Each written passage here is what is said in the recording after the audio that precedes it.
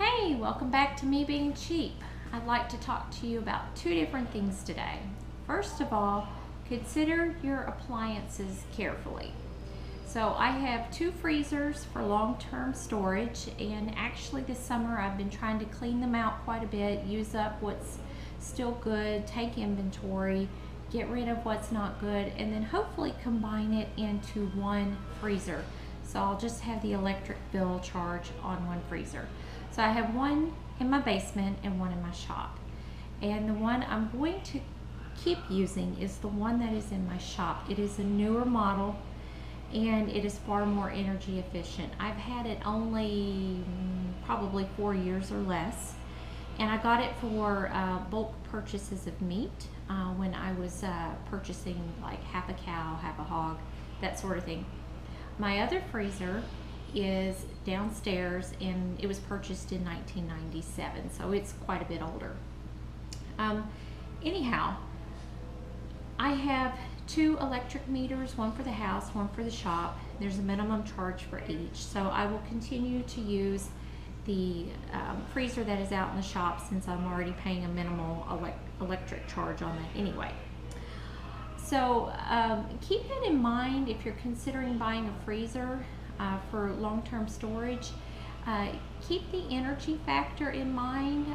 I choose the non-defrosting freezers. They use less electricity and you can store food in them a lot longer. However, you do have days like today where you have to defrost the freezer, and so I'm doing that, and it's usually messy. It's not a pleasant job.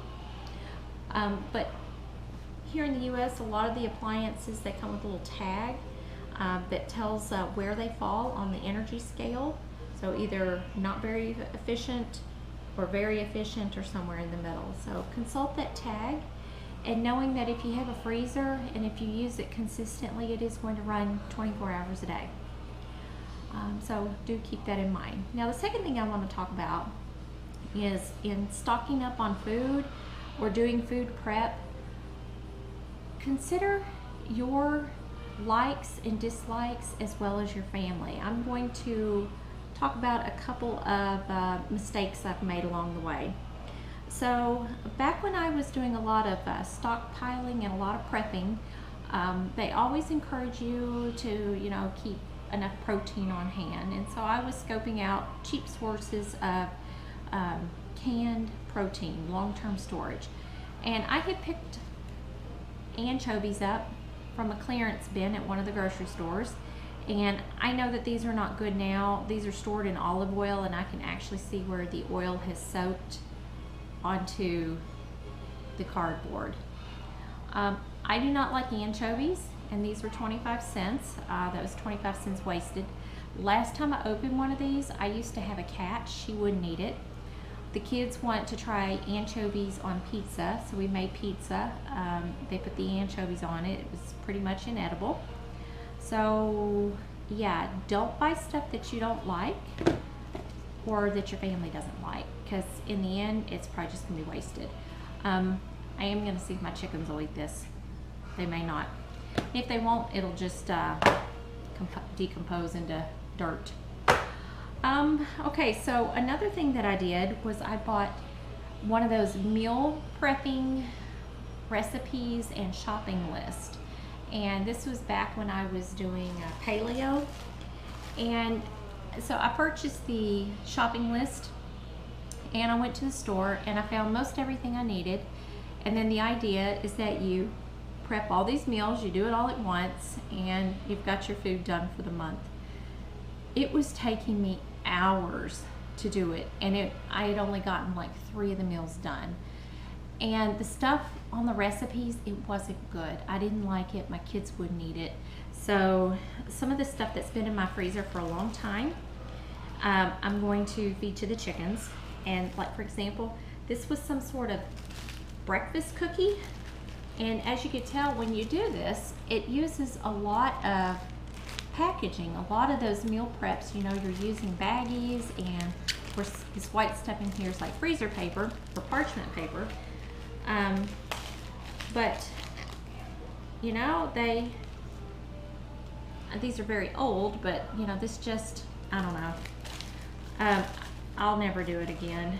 There was one thing that I cooked, it was absolutely disgusting and it looked like vomit. It was a salmon and leek soup. And of course, you know, I had to buy the salmon and that was costly, but it was just this awful shade of gray with little bits of pink in it. It looked like vomit and it did not taste good. It was awful. But anyway, getting rid of this. Of course, you know, I was hours into the prep, didn't even get it all done. I'd opened up a can of artichoke hearts. And so I had this in the freezer thinking, well, if I did the meal prep again, I could use them, but we just don't eat this type of stuff. So I've got this to feed to the chickens.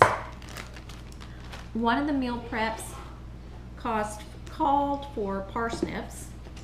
So I had these diced up. And to me, a parsnip is kind of like, I don't know, a cross between a carrot and a potato. It's some sort of tuber. So I've got this. This isn't something we normally eat. So I kind of found the whole process to be wasteful as far as packaging, wasteful as far as time, because I could have spent a whole weekend doing that.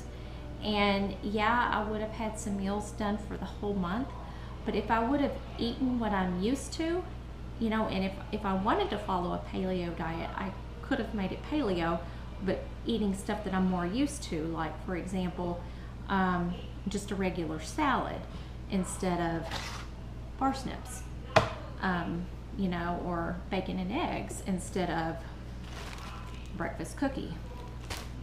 So buy what you're going to eat. If you're looking into long-term storage, buy what you're going to eat, buy what your family's going to eat, because, you know, if you get in a situation like, I don't know, ice storm, you can't get to the store, you know, mudslide, tsunami, more likely situation, somebody loses a job or somebody gets sick, you're probably going to want to eat the stuff that you're used to and not parsnips.